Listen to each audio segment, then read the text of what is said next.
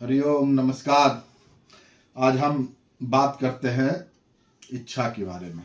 सारे मनुष्य की इच्छा होती है कि ये हो जाए वो हो जाए, भगवान मेरी सुन ले, पड़ोसी भी सुन ले, मित्र भी सुन ले, मेरी इच्छा पूर्ति हो जाए। एन केन प्रकार किसी तरह की कोई बात ना हो, बस मेरी इच्छा पूर्ति हो जाए। अब वो इच्छा संतति के साथ भी हो सकती है कि भाई हमें सुंदर पुत्र मिले, पुत्र बलवान भी हो। द्रौपदी की इच्छा जैसे सब कुछ मिल जाए हमें ही।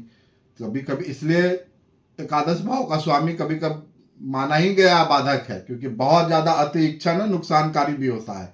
लेकिन फिर भी इच्छा तो होती ही है सब मनुष्य को, वो चाहता भी है कि भाई मेरी पूर्ति हो जाए। कुंडली में कुछ ऐसे योग बनते हैं। इच्छा पूर्ति का भाव एकादश भाव को कहा गया है, लाभ भाव को कहा गया है। लाभ भाव सामान्य रूप से बाधक भी कहा गया है। बाधक वहां के जो स्वामी होते हैं बाधक ग्रह कहे गए हैं, अच्छे नहीं कह गए। पराशर ऋषि ने भी एकादश भाव को मूल बंधन का भाव माना, क्योंकि अगर आपकी इच्छा है तो संसार में आप बंधे रहेंगे। इच्छा मुक्त होने से ही मुक्ति मिलती है।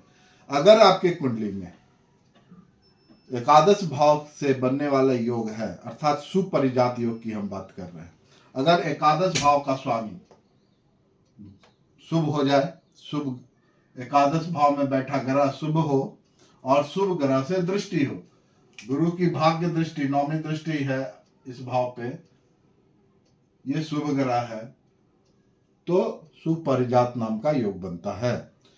सामान्य रूप से एकादश भाव में बैठा ग्रह अगर शुभ है और शुभ ग्रह से दृश्य है, एकादशेश अगर शुभ है और वो दृष्टि दे रहा है, बहुत सुंदर योग है। ये यहाँ से भी बन सकता है। यहाँ अगर गुरु आ गए तो भी ये यहाँ से दृष्टि दे रहा है। यहाँ भी अगर गुरु आ जाए तो यहाँ से भी दृष्टि दे रहे हैं एकादश भाव को। ये भी सुपरिजात योग बन सकते हैं। लेकिन ये उच्चतम स्थिति है, सुंदर स्थिति है, तो बहुत ज्यादा लाभ की स्थिति अच्छी बनेगी।